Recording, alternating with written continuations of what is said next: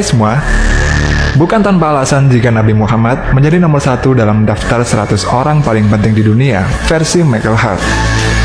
Hal tersebut tidak lain karena beliau ini adalah sosok yang sempurna dilihat dari banyak hal. Di satu sisi, beliau adalah manusia biasa yang santun akhlaknya, tapi di sisi lain Nabi Muhammad ini juga adalah seorang pemimpin yang pencapaiannya sangat luar biasa.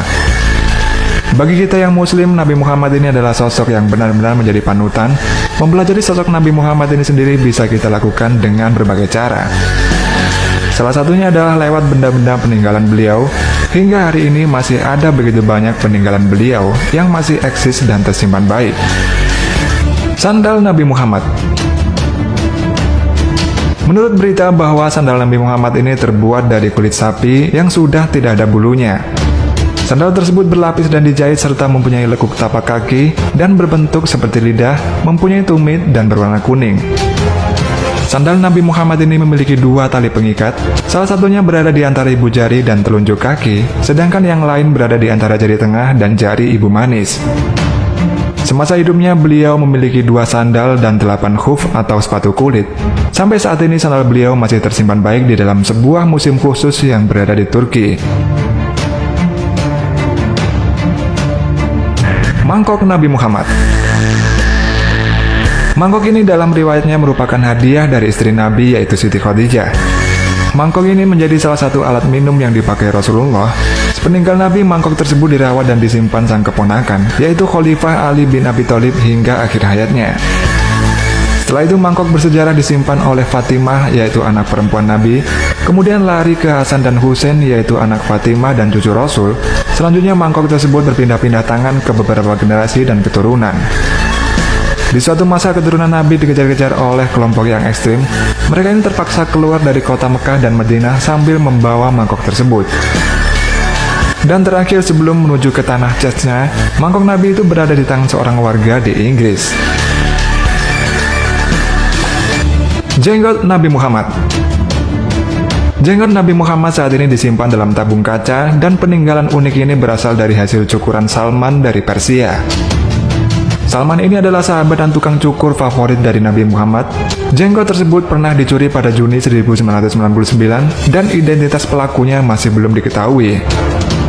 Peristiwa pencurian tersebut terjadi ketika penjagaan sedang lengah sebab para penjaga tengah melaksanakan sholat Jumat.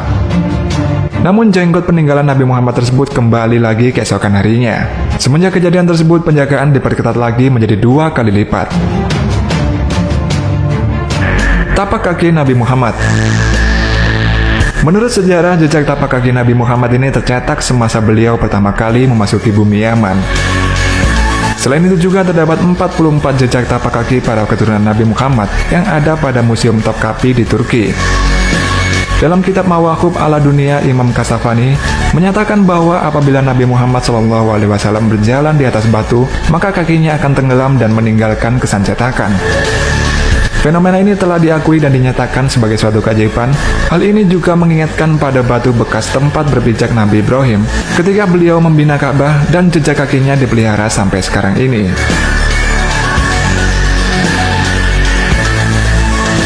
Stempel surat Nabi Muhammad. Dalam stempel kenabian beliau pada surat-surat yang beliau kirimkan kepada raja-raja dan para penguasa dunia kala itu, Rasul menggunakan teks Muhammad Rasul Allah, dan uniknya teks tersebut dibuat ala kufi dengan pola vertikal dari atas ke bawah. Lebih mengagumkan lagi, penulisannya pun dibuat secara inverse alias terbalik, di mana asma Allah ini diletakkan pada posisi di atas, dan nama beliau sendiri ditempatkan pada bagian bawah sekali. Hal ini adalah bukti kecerdasan sekaligus keagungan akhlak dari Rasulullah SAW. Beliau tidak menempatkan dirinya di atas Allah. Rasul juga mengajarkan kepada kita cara penempatan skala prioritas. Mana yang paling penting, mana yang harus ditinggalkan, diutamakan, dinomorsatukan, dan yang harus dikedepankan. Rambut Nabi Muhammad. Ketika Rasulullah SAW melakukan haji bersama para sahabat dan saat melakukan tahalul, para sahabat berebut mendapatkan potongan rambut Nabi yang sengaja beliau bagikan pada sahabat beliau. Banyak di antara sahabat, jika ada orang yang sakit, mereka meminumkan air yang sebelumnya telah dilarikan ke bejana yang berisi beberapa helai rambut Nabi. Serta ada pula yang menaruh rambut Nabi di surban mereka, yang dengan barokah rambut ini dan atas izin Allah, mereka selalu memperoleh kemenangan di medan perang. Dan untuk sekarang ini rambut peninggalan Nabi Muhammad ini tersimpan dan terjaga dengan baik di museum yang berada di Dubai. Jubah Nabi Muhammad. Jubah Nabi Muhammad tersebut berbahan linen, katun dan sutra serta berwarna krem dengan garis berwarna hitam dan berlengan besar. Menurut sejarahnya, ketika Nabi Muhammad meninggal, jubah ini diberikan kepada seorang sahabat yang bernama Ka'ab ibnu Zuhair. Ka'ab ibnu Zuhair dikenal reputasinya sebagai penyair Arab. Dikisahkan jika Nabi Muhammad amat tersentuh dengan karya dan pujian Ka'ab ini, sehingga beliau menghadiahkan jubahnya ke Ka'ab. Anak dari Ka'ab yang diwarisi jubah tersebut menjualnya pada Muawiyah pertama dan pendiri dinasti Umayyah. Kemudian jubah tersebut berpindah tangan tiap pergantian dinasti.